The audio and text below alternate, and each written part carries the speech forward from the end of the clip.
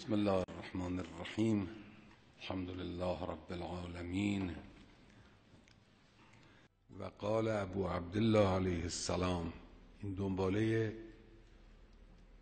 همون روایت مسعدة ابن صدقه است.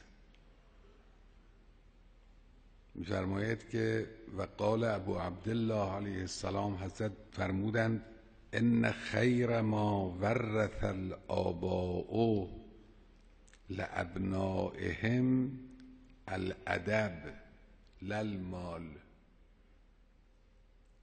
پول را البته پدر ارث میگذارد برای فرزند، ملک و خانه و زمین و بقیه مملوکات را برای فرزند خودش به ارث میگذارد، اما بهترین ارثی که میگذارد میفرماید ادب است. حالا مسعدة ابن صدقه در ذیل روایت قال مسعده یعنی بالادب العلم، مرادشون از ادب که فرمودن علم است. شاید مقصود همین انتقال فرهنگ است که در عرف ادبیات امروز دنیا و امروز کشور ما و ماها میگیم انتقال فرهنگ از نسلی به نسل دیگر. فرض بفرمایید پدری صدق را به فرزندش تعلیم میدهد، شجاعت را، همت را، کار کردن را، شرف را، اینا ادب است.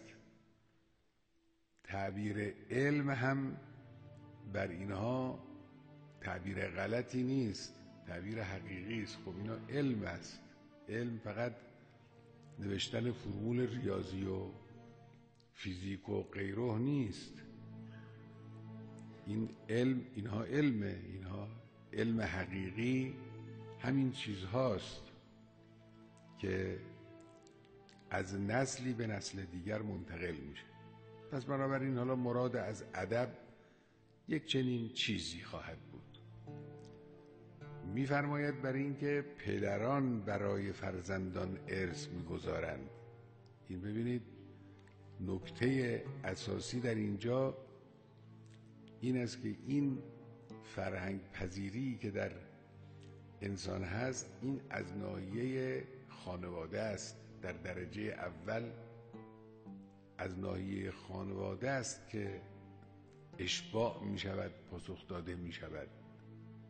هم واقعیتی رو بیان میکنه که بدانیم ما هر حرکت ما، هر رفتار ما، مشی ما با فرزندانمون تأثیر میگذارد در شکل دهی ذهنیت اونا و شخصیت اونا.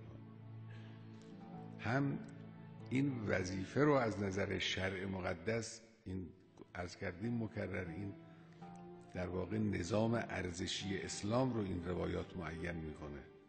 اهمیت این تعلیم را، این آموزش را، این انتقال فرهنگ صحیح را به فرزندان نشان میده که این وظیفه پدرانه.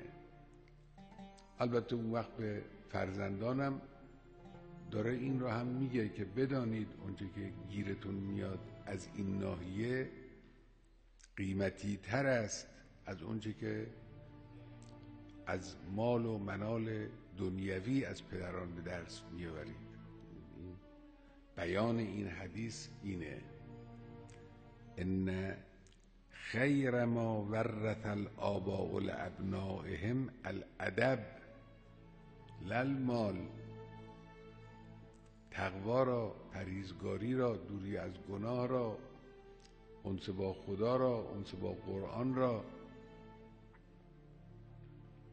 تسلیم در مقابل اوامر الهی را،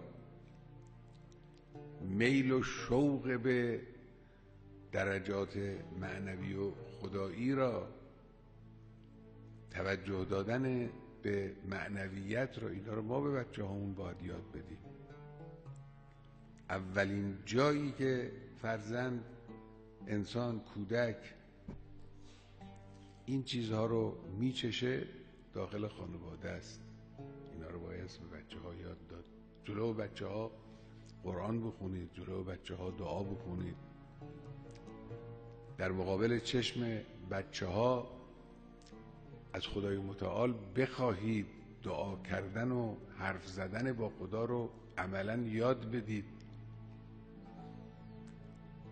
جلو بچه ها دروغ نگید، غیبت نکنید، طمع به مال رو نشون ندید. اینجوری که شد این بچه اینجوری بار میاد. اگر چنانچه ما غیبت میکنیم، بد اخلاقی میکنیم، اهانتی به این اون میکنیم جلو بچه هامون، خودمون رو در مقابل مقامات دنیوی کوچک میکنیم، با خدای متعال اصلا انسی پیدا نمی کنیم. این بچه هم خب تو این محیط پرورش پیدا میکنه، غافل میمونه از این حقایقی که باید فرا بگیره و آشنا میشه ذهن او و روح او با همین کارهایی که ما میکنیم. خانواده این اون رو میفرماید فإن المال یذهب والادب یبقی.